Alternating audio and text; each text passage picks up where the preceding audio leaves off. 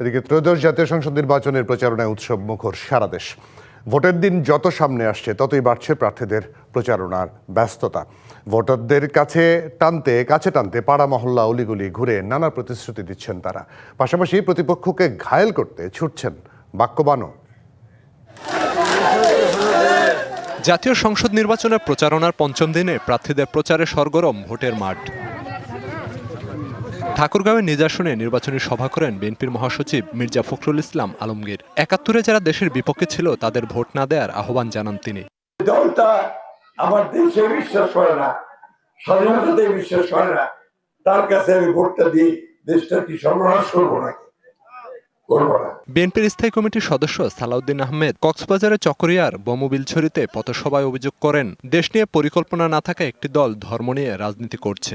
আগামী দিনের যে নির্বাচন আমাদের আপনাদের সবার ভাগ্য পরিবর্তনের নির্বাচন। শুধুমাত্র ধর্মের বাহানায় কেউ কেউ জান্নাতের বরাদ্দ দিচ্ছে, সেই বাহানায় যেন আমরা বিভ্রান্ত না হই।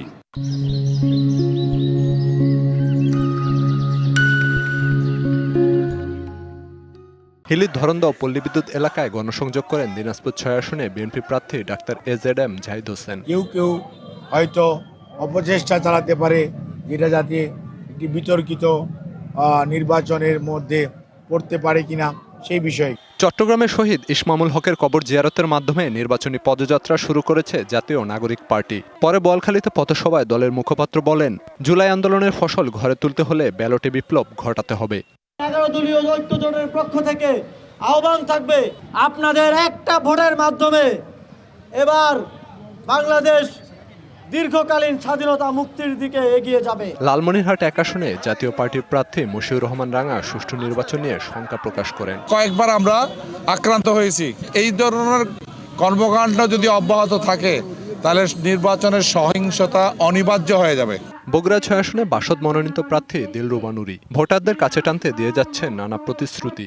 পাকিস্তানি শাসন থেকে আমাদের বাংলাদেশ স্বাধীন হবার উদ্দেশ্যই ছিল শিক্ষা শেষে কাজের অধিকার, কাপড়ের অধিকারের নিশ্চয়তার জন্য।